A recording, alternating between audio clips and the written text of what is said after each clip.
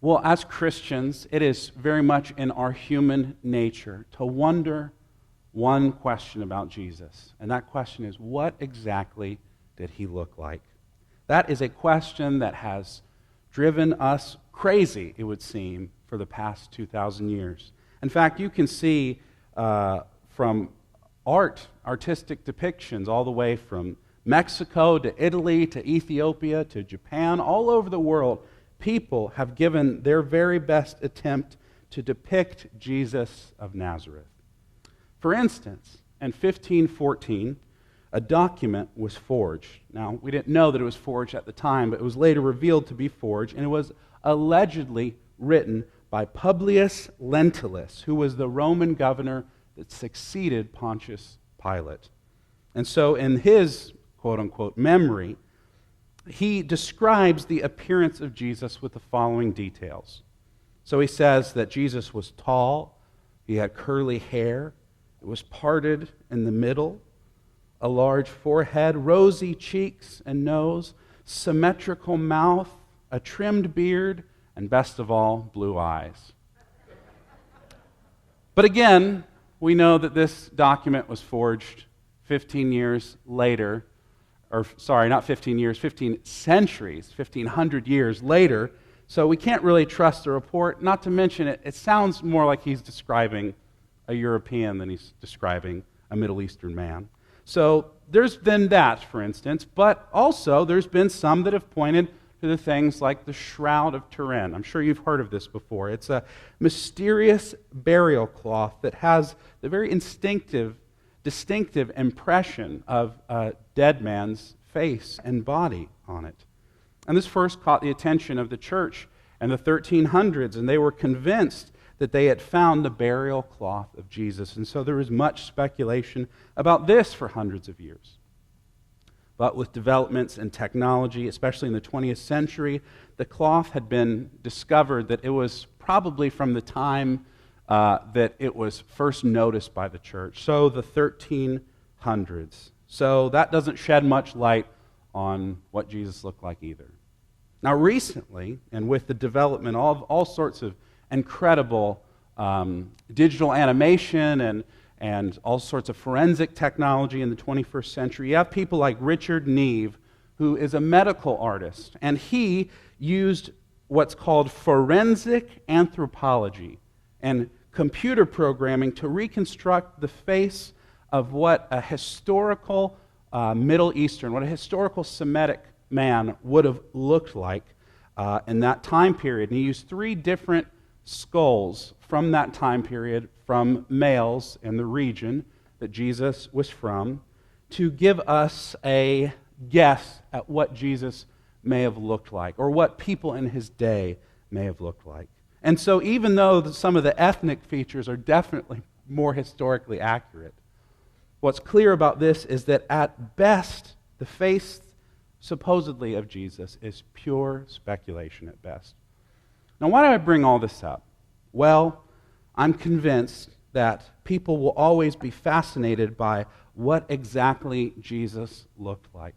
And I think today, I've often found myself thinking, if only I could see Jesus face to face, if only I could really see what he looked like, it would help me understand him better. It would help me follow him closer. It would banish any sorts of doubts or worries or anxieties or uncertainties I might have if only I could see him face to face. I think we all think that, or at least many of us do, maybe not everybody, but there would be something almost comforting about seeing Jesus and having such a distinct picture in our mind of what he really looked like. Maybe it would help us to trust him more and to remove those doubts that sometimes pop up in our mind. But here's the problem, I think, with that theory. The disciples saw Jesus every day. They saw Jesus do miracles for at least 3 years. And now in today's story, they see him in a totally different mode of being, something that they have never been able to fathom or imagine. And they didn't have, the technology we do. They couldn't watch these primetime supernatural stories with people glowing and turning into things. So they couldn't fathom. They had even less reason to doubt. They saw something truly miraculous. They saw Jesus, a human man, completely transfigured, fully and in and of himself, radiating his own divine glory in his own human body, like he was made of pure sunlight, brighter and more clear and whiter than the purest snow. That's how they saw Jesus before them. And yet, by the time you get to the end of this passage, they still have their doubts. Even after seeing Jesus transfigured, becoming totally divine in their presence, or appearing totally divine in their presence, I should say. Seeing him in his truest and transfigured form, they still did not know what to make of it. I'm convinced we probably would not have any better shot than they do. So when it comes to seeing Jesus, I suppose that even if we could see him, if he suddenly appeared in this room right now in his full transfigured glory, there is still every possibility that we could totally misunderstand what we were witnessing. That maybe in the moment it would shock us, it would surprise us, but then we'd find ourselves rationalizing, well, maybe we hallucinated. Maybe there's a gas leak in the building. Maybe I didn't really see what I thought I would see. It seems to be human nature to doubt even the most clear revelation of God before our eyes. So even if Jesus were to come and stand in our midst in his transfigured state, we, like Peter and James and John, still may not get it, if we can believe it or not. So what are we to make of this passage? What are we to think about this now, 2,000 years removed from this historical event? Well, before we dive into that, I always like for us to recall the passage that we just came from. I think it helps to continue to give context to the story and where we're going. So it was last week and the end of Mark 8 up until verse 1 of this chapter that we saw the distinctive turning point in the Gospel of Mark. This is where the story changes course, because Jesus is done now with his ministry to the Galileans, the Jewish people in that region, and he's done with his ministry to the extended Gentile region, from all the way from Tyre and Sidon to Decapolis. Those things are over. And now he set his eyes on Jerusalem. Most of his miracles, most of his signs, most of his wonders, those things he's leaving behind to now travel to Jerusalem. And Jesus has shown them who he is. He's revealed in every miraculous way, whether it's been the feeding of multiple people, walking on water, stilling the storm, casting out sickness or demons or even death itself. He's revealed in every significant way who he is. And now he's telling them that he must go to Jerusalem, not to be what they supposed their Messiah to be some great political or military conqueror, but to himself be conquered by the powers and the principalities. To himself be conquered by death, so that in a paradoxical turn, he may conquer death's power over us. And that is what it means for Jesus to be the Christ. That's what Peter confessed, that Jesus, you are the Christ. And that's what Jesus clarified that Peter meant, whether he realized it or not. So even though Peter confesses it, he still doesn't understand. He does not understand. And I fear so often in the Christian, in the evangelical world, we are just the same. That we forget that the path of Jesus Christ the King is not a way of earthly glory or power. That is not the way of Jesus. The way of Jesus is through the humiliation of the cross. But that is where God's wisdom subverts all earthly powers and our wildest expectations. And crucifixion and shame and humiliation is where God clothes us in his righteousness, breaks the power of sin in our life, Not through violent force, but through humble self-sacrifice are we saved. Nothing else in the world looks like this. No other power that's ever ascended to any throne or any castle has ever taken that kind of authority by laying down their life. And so Jesus reveals to us, to be his followers, we have to plot a similar course throughout life. We don't go into life, don't go through life taking advantage of people, consolidating power, being corrupt. No, we don't do that as Christians. Instead, we follow Jesus in patient suffering. We deny our own selfish desires and follow him self-sacrificially. We honor God and we love our neighbor, who often, as it turns out, is our enemy too.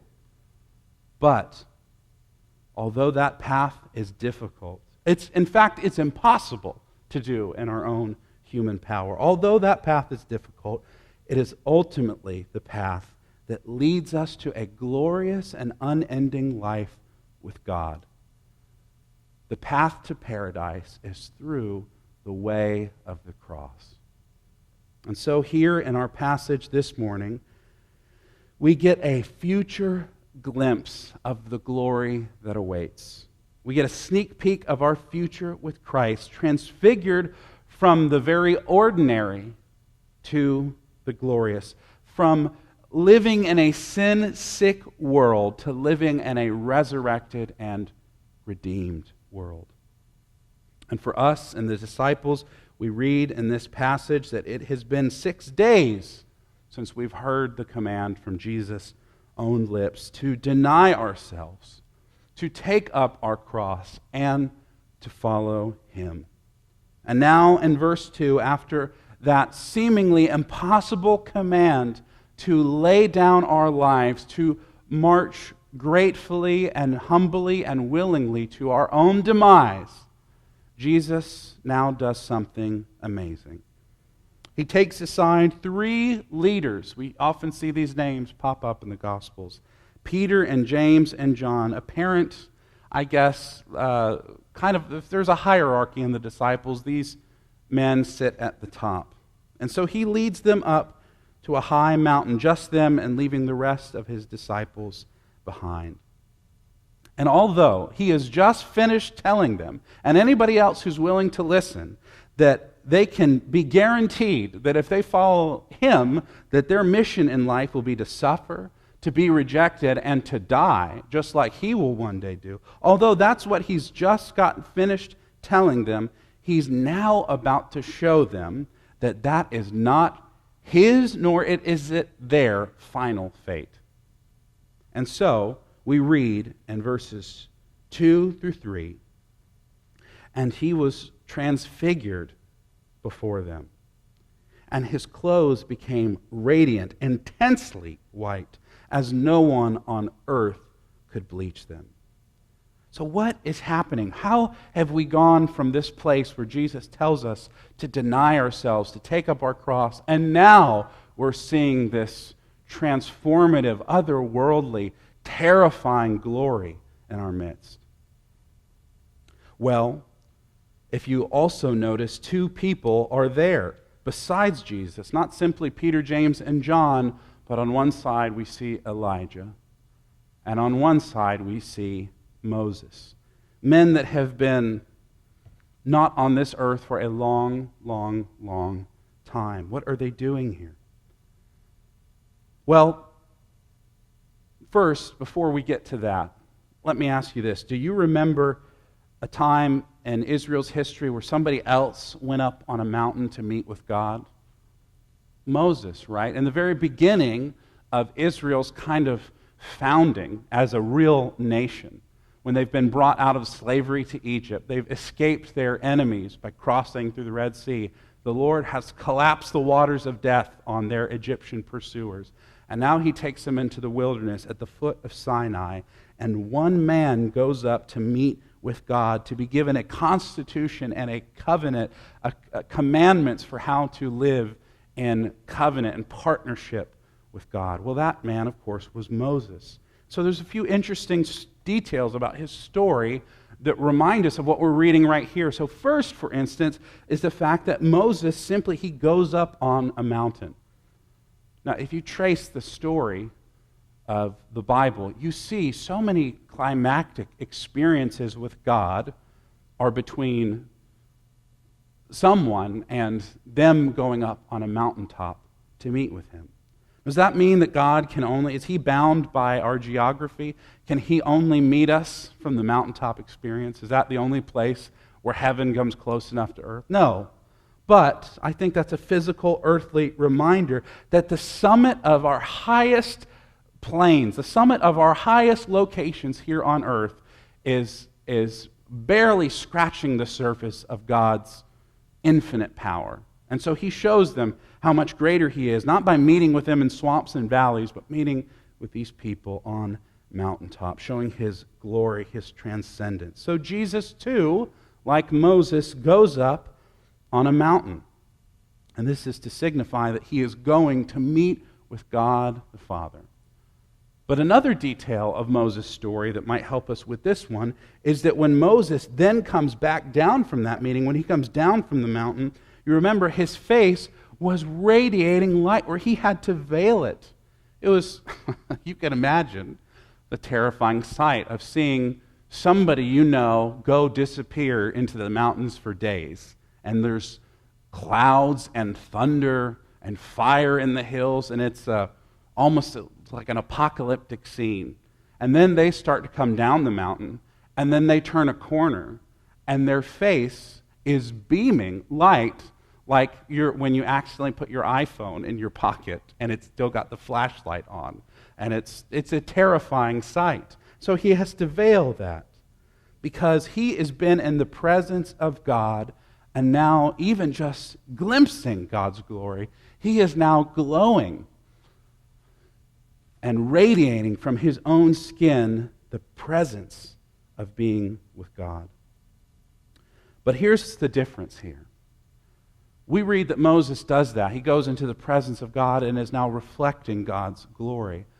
But when Jesus goes up to the mountain to be with God, he's not simply reflecting God's glory. He's emanating his own glory as he speaks with his Father. So Jesus is not simply a new Moses. No, I heard a scholar say this recently in an interview. They said, I wish, it's helpful imagery, I understand it. They said, I want to tell people that when, for instance, we see Jesus go up on the Mount of Transfiguration, or when we see him go up on the mount to preach his sermon, we often say, Jesus is like a new Moses. Sure, there's truth to that. But he's not speaking as simply just a prophet. He's actually the God that meets with Moses. And so when Moses goes up to the mountaintop, God speaks to Moses and gives him a new command of how the disciples are to follow, how the Israelites are to follow God. Well, when Jesus goes up on the mountain, he doesn't wait to hear something from God and then deliver it. He speaks as God because he is God. And so when he goes up on the mountain to be with his Father, he radiates his own glory. Instead of veiling his face, he unveils his real mode of being, his real existence as the glorious, eternal, transcendent Son of God that he is. And that's absolutely amazing, especially considering how low he had gotten us last week about that whole crucifixion business. Jesus, in their eyes, has gone momentarily from this humble and compassionate servant who spends all his days helping other people and teaching them and doing so much that he gets exhausted by it. He's gone from being a vulnerable human being like us to this blazing, blindingly holy presence of God on earth. And then the strangest thing, if that's not strange enough, now we see that in verse 4, he's got Moses and Elijah on either side of him, and they're talking with him and deferring to him. Now, what in the world is that all about? well, if you think of Israel's history, if you think of their faith, these are two people that are celebrated as heroes in Israel. Now, they're flawed people. They're very much unlike Jesus in some way, but they're celebrated for their connection to God and his people. So you got, on the one hand, you got Moses, who was, again, the leader of Israel, leading them out of slavery by not his own power. If you remember reading the story of Moses, he's very reluctant. He doesn't think he can speak. He insists that his brother comes with him and speaks for him.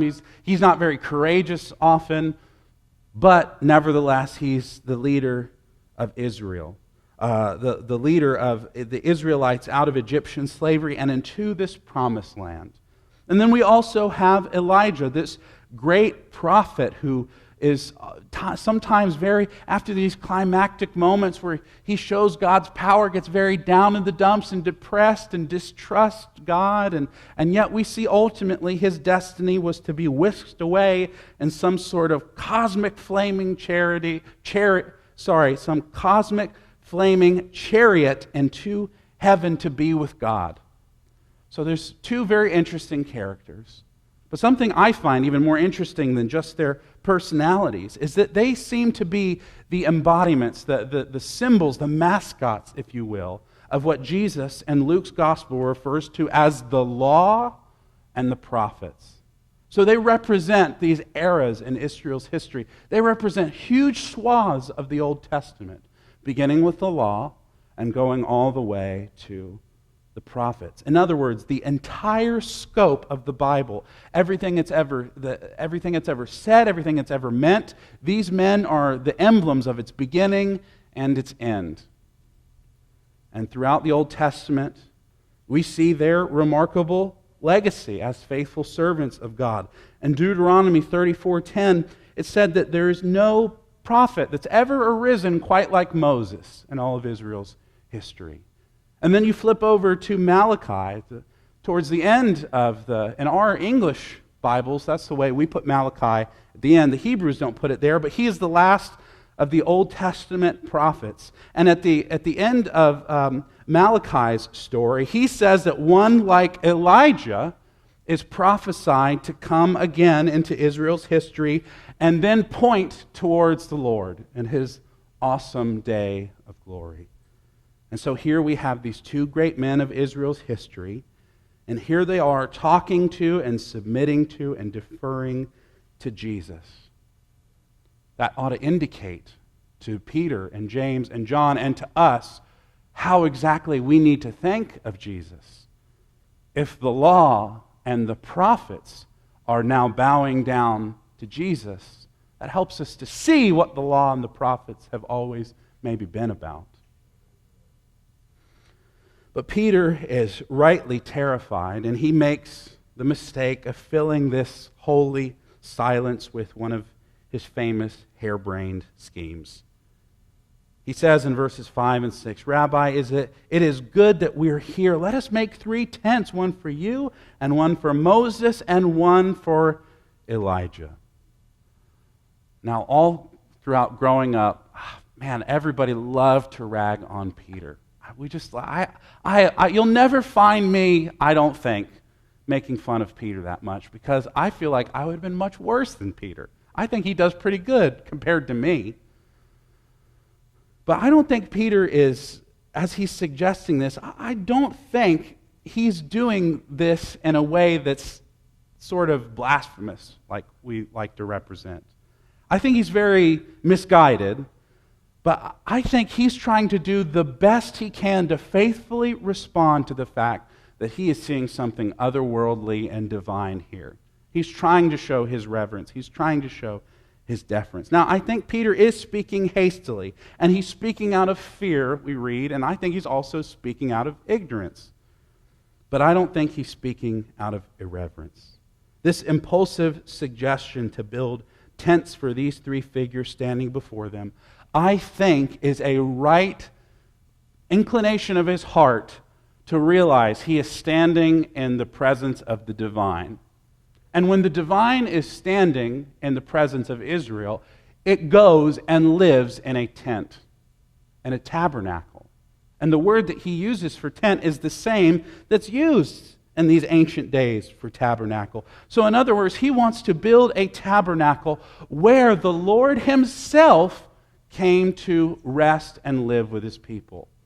So he's thinking, actually biblically, faithfully thinking back, well, when God comes to be with his people, he comes and lives in a tabernacle. He comes and lives in a tent. His presence lives in a mysterious way in a tent in their midst. So I think he's maybe trying to recreate that moment. I think he's wanting the glory of God, the glory of Jesus to stay housed right where it is.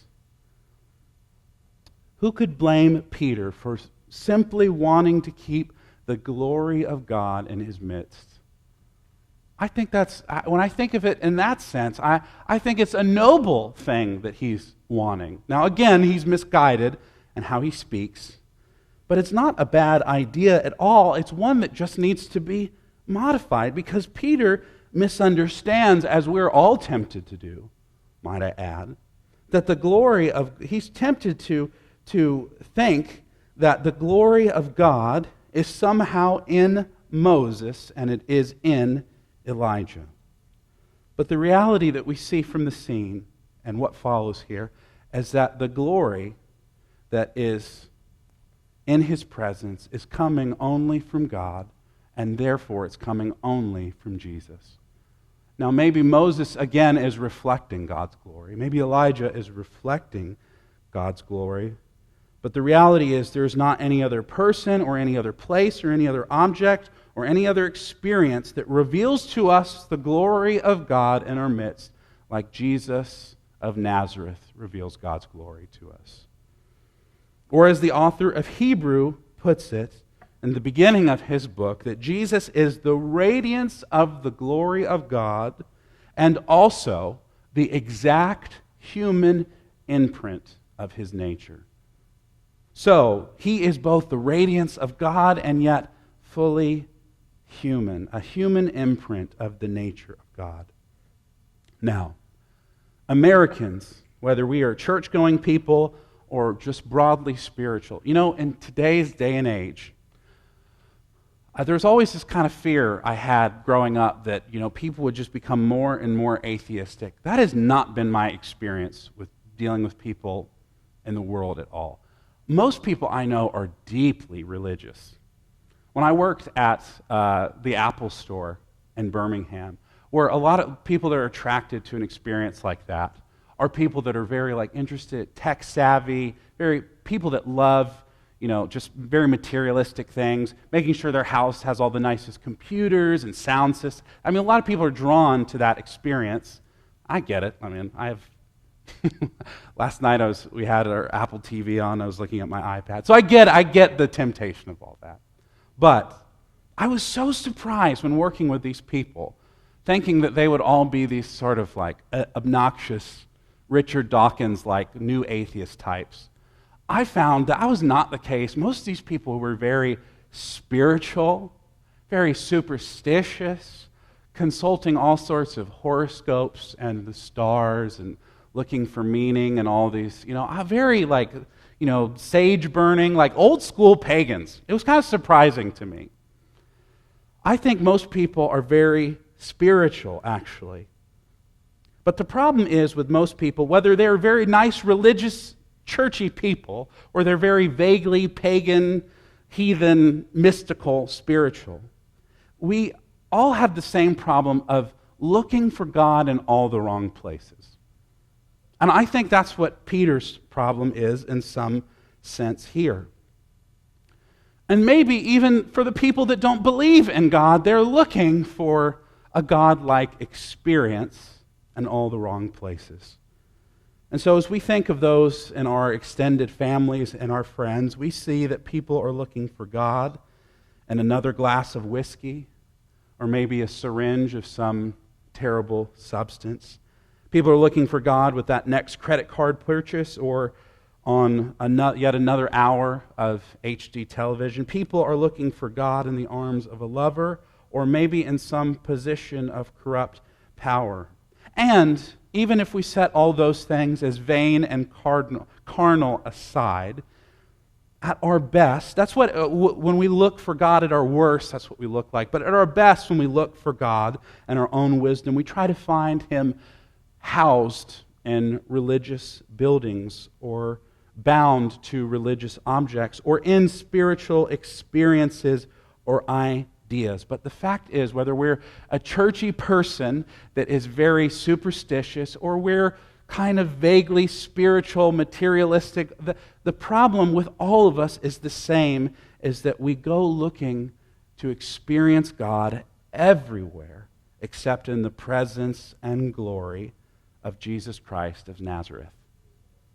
Because everything about Jesus seems counterintuitive to us. The way of the cross does not seem like the way to glory. When we look at human history, when we look at the people in our lives that have gotten a lot of money and power and status, a lot of them did not get there through just virtuous means of self-sacrifice and service. They got there through the way people get power and money and stuff in a corrupt world, by clawing for it, by destroying other people, by ignoring their family and neglecting the needs of others. And so as we look around and we see people that maybe we even admire, artists or athletes or politicians or writers or musicians or civil servants or whoever it may be, we often are looking for power and for the divine experience in all the wrong places. And so no wonder when Jesus shows up in human history as a servant who washes the feet of his disciples, when he does the work of slaves, no wonder we ignore him. That doesn't look powerful to us. That doesn't look glorious to us. But while Jesus is the servant who washes our feet, he is simultaneously the God who beams with eternal light and holy glory in the midst of these people. We often try to find and build our own shrines to our own Moses or to our own Elijah, whatever spiritual guru or physical pleasure or religious law or materialist treasure, whatever it may be. But divine radiance does not emanate from Moses or Elijah or anyone else but Jesus Christ, who shares his glory only with God, with the Father and the Spirit. The great Christian mystery, one God yet in three persons. And just like at his baptism, and later we'll see at his crucifixion, we hear a voice speak over Jesus in this moment, revealing to us something of his identity. The veil is being drawn back for the Father to speak through it. And it reveals to us who Jesus really is, that he is not simply the Son of Man, but the Son of God as well. And a cloud overshadowed them, we read in verse 7, and a voice came out of the cloud. This is my beloved Son, listen to him. Now there's something that's in this verse that it's easy for us to overlook. When God's glory came down in Old Testament days, when we saw him relegate himself, the God who is everywhere, but would allow himself, for the sake of his people, to be bound to a tabernacle, we see his glory come down in the form of a cloud. When Jesus ascends, he ascends not just into the sky, we read, Jesus disappears into a cloud. Jesus is not simply just disappearing on a beautiful summer day when you have those big, puffy, cumulus clouds. Jesus is not going far and far and far up, and just all of a sudden they're kind of making it out, and then he goes in the clouds, he's gone. No, that is supposed to indicate to us that Jesus, as he's ascending, he is ascending into the very glory and presence of God. And we see here the presence of God is here because a cloud is overshadowing. The presence of God is coming into its new tabernacle. And it is not a tabernacle that Peter puts up, and it's not a tabernacle that host Moses or Elijah. The tabernacle is Jesus. We don't have to build a tent for the one who we read in John's first chapter is tabernacling with us, whose presence is in our midst. The Father hovers over Jesus because Jesus is the God that lives with us and is in our presence. And so we read after that Moses and Elijah disappear and only Jesus remains. Friends, worship trends come and go, denominations come and go, fiery preachers come and go, systematic theologies come and go, preaching conferences come and go, church buildings come and go. And so inevitably, when all of those things are dust in the wind, friends, even when Moses and Elijah and all the spiritual experience, when the law and the prophets are dust, there will remain only one, and that one is Jesus, the eternal one of God. Now, we've seen the event of the Transfiguration in verses 2 through 8. And now in verses 9 through 13, we'll unpack the meaning of it a little bit. Now here's, I think, probably one of the strangest details of this story. Because after all this other worldly moment, after all this glory, and Jesus unveils his secret identity as the Son of God, and the presence of God as a cloud comes and hovers over him, and light and fire and sound and thunder and all these things are here. Now Jesus turns to these three disciples and says, don't mention this to anybody until after I'm resurrected. Why in the world would he even bother showing them this if they're not supposed to talk about it? Why in the world would he be only temporarily transfigured like this? Why does he let all this glory shine before the eyes of these mere mortals who still, as we're about to see, don't fully get it? And then he tells them, on top of that, just don't mention this to people. What in the world is happening here? Well, as you all know, too painfully well, I might add, that we're living in a time of waiting and uncertainty. We're living in a time, as Christians, where maybe we've glimpsed the glory of God, and yet it is not here with us in its fullest sense. God's Spirit is always with us. Jesus promised we would never be alone, but the fullness of God, the glory of God, seems to be very hidden from our world, doesn't it? It seems hidden from us a lot, if we're honest. So for the first time in living memory, for the first time in literally a century, our world has grinded to a halt with plenty of false starts along the way because of just one thing, and that thing is a global pandemic due to this COVID-19. So right now we're in a lot of uncertainty. So we find every arena of our everyday life affected by this. We can't go to work the same. We can't worship the same. We're supposed to be careful. Don't get too close to people. Don't go shopping if you can avoid it. And you're not even really supposed to visit with family and friends if you can avoid it. So every area of our life has been compromised by this disease. And that's not even to mention all the normal difficulties that we have to deal with when we're not. That doesn't make all that stuff go away. So whether it's raising children in a scary and a violent world, whether it's fighting with loved ones over silly but seems like lifelong disagreements, whether it's continuing on in a thankless line of work for God knows how many more years, or just having to go to different doctors all the time, always waiting for new reports and new treatments and medicines and therapies. We're all dealing with that stuff all the time. And all of this, I'm convinced, leaves us feeling like Peter, desperate to capture this momentary glory that we get in Jesus and just keep it with us. To keep God's clear and divine presence just right at our fingertips. We've spent our entire Christian lives reading about, thinking about, singing about, preaching about what Jesus has done for us, what he's accomplished for us in the past.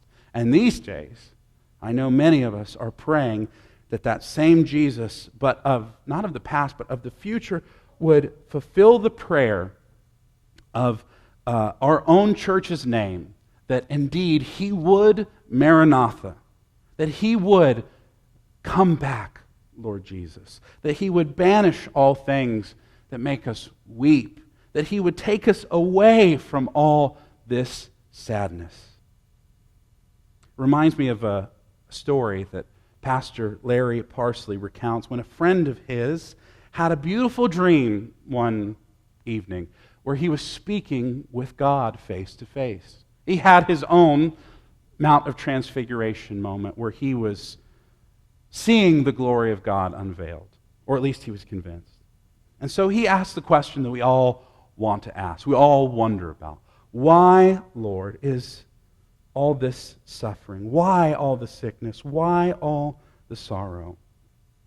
And you know what? He recounted in his dream that God answered him in the most beautiful and comforting way. And so he woke up out of this dream and immediately opened a notebook and just wrote everything that he could think that he heard down. And then he went back to sleep, feeling comforted, knowing that in the morning when he woke up, that he would have all of the answers. His glorious encounter with God, God's speaking to him, God's revelation of himself, would mean that he has all the secrets to the universe. Well, this friend woke up, and in his notebook, when he opened it, he was very disappointed to find that he had only scribbled down a bunch of incoherent ideas that he couldn't make heads or tails of. All he wrote down in this notebook in the middle of the night, awoken from his divine slumber, it would seem, is just a bunch of gibberish. Now, sadly, this seems to us not too unlike how we go through life, where we may have moments where it is so clear that God's Spirit is impressing something on us. We feel his presence. We are so convinced of the path that he has for us. We feel his glory, and we are consumed by his presence. And then we might go to sleep and wake up the next day and seem like that maybe never even happened. That glory that we wanted to hold on to, that tabernacle that we wanted to build to keep that moment encased forever, is gone. I remember one time in college, for whatever reason, the Lord was working in my life. I felt so fiery for the Lord. I was so excited to read my Bible. I was evangelizing strangers at my college. They didn't appreciate it. I was so hopeful in my prayer life. I was so glad to be a part of this church. And I remember in the back of my mind thinking, I want this to go on forever. Or it seems like I just couldn't lose this zeal. I couldn't lose this enthusiasm. But I worried that one day I would wake up and it would be a little faded and diminished. And sure enough, that happened in time. It's not a crisis of faith, I don't mean, but that zeal, that enthusiasm, that trust, that certainty, knowing that God is working, feeling his presence, I wanted to go on forever. And then it faded in time. I didn't mean by any stretch that God had somehow abandoned me, that his Spirit had left. But it just simply means that we live in a life between two worlds. We're between this old, passing away world that's fading and diminishing, and it's filled with sin and all this schemes for power and deceit. And we're waiting for a future world where everything is made right. Mercy and grace and justice and goodness reign. We're stretched between the tension of these two worlds. We're living in the high of one and the low of the other. The mountaintop experience. Looking forward to this new Garden of Eden city, and yet living in Atlanta, Georgia, which is a pretty deep valley for a lot of us. We're living in a time between transfigurations and yet crucifixions. And often we desperately grasp at these glimpses of glory like Peter does. If only we could control God, if only we could lock him up in a box and keep him with us like a magical talisman. If only we could tap into that spiritual energy when we needed it. Only if we had his certainty about the future. If only we had his power over our sickness and suffering and whatnot. But we find that the Lord of glory, just like in this moment, cannot be wielded by us. We can't put a tent up for him to be captured in as a kind of prison for us. We think too little of him and too greatly of ourselves if we think we can so easily obtain his infinite, eternal, boundless wisdom in our little human hands and lives. I was just reading later in the book of Job in 38. After Job does all this vain speculating, all this kind of woe is me, dour God talk. And God just shows up and says, where in the world were you when I put the stars in the sky? You tell me where the rivers start, Job. You tell me where the end of the universe is. You tell me, how is it that these mountain goats can climb and scale the mountain? How is it the eagles soar through the air? How is it that these great primordial beasts live beneath the surface of the ocean and I have them on a leash like a chihuahua? You tell me about that, Job.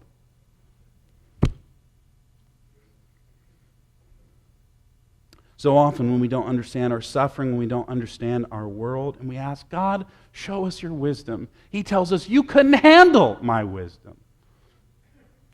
I hope it doesn't sound like Jack Nicholson. That'd be a disappointment to many of us, I think. But the good news is that even in these moments of doubt and waiting, even in these moments where the transfiguration has faded and we're left in the shadows of this world, that is not the end of the story for us and especially for Jesus, the Son of God. It's why Jesus tells them not to speak of it, but not speak of it ever again, just not to speak of it until he has been crucified and resurrected. And the reason why is because they won't fully understand what they just experienced till God's glory has taken him to a cross and out of an empty tomb. They won't get the full story, and neither will the outside world. They won't know what to think. But they still do have some questions. They want to know what's the big idea with Elijah. The words of Malachi are still echoing in their head. Malachi says that Elijah was going to come again. Not just someone like Elijah, but Elijah himself. And so Jesus does answer that question, at least, and he does something that Peter and Paul, we see, do later in the New Testament, and as he takes this Old Testament passage that was written with one particular meaning in mind, written by a human hand and with a human heart, and yet revealing the brilliance of the Holy Spirit, who as this person was writing in their human moment, he also was writing with them divine meaning. And so the deeper meaning is something they wouldn't have anticipated. Indeed, Elijah, the great final prophet, does show up again, and he shows up in the person of John the Baptist. And that John the Baptist's whole ministry was about pointing to Jesus that they see right in front of them right now. That Jesus indeed is this one long-awaited Messiah and Christ and King. And John followed in Elijah's footsteps by announcing God's glorious mission for hard-hearted sinners like us. And just like Elijah was treated with contempt, so we see John was treated with contempt. And so will Jesus be treated with contempt. And so will Jesus' followers be treated with contempt. But Jesus has come willingly into this world, not only to be transfigured in our midst, but to come willingly to suffer and to be rejected and die at the hands of not only his enemies, but also his friends. But he does all this in order to redeem them from the sin that has so terribly blinded them. And he does this not while in his transfigured state of glory, as God above and away from all of our human mess, but as God with us. He embraces the shame of the cross for us. So, folks, the good news is that whether we feel it or not always, Jesus does always meet us in our waiting. And better yet, he joins us in our suffering. And this glimpse of his glory is this promise for us that the way of the cross is not a dead end for him or for you. The way of the cross, however, is the paradoxical but very real pathway to paradise. And so, as a church, with hope in our hearts, as we look whether it's to the Mount of Transfiguration or to that Calvary Hill far away, that we can pray with hope and trust, knowing that even so, Maranatha, come, Lord Jesus. Let's pray. Father, as we contemplate the glorious transfiguration of Jesus, help us to heed your admonition that indeed he is your Son, and open our ears and our eyes to listen to him, to see him. For we ask this in the name of not Moses or Elijah or anybody else, but Jesus of Nazareth, our crucified King and our risen Lord. Amen.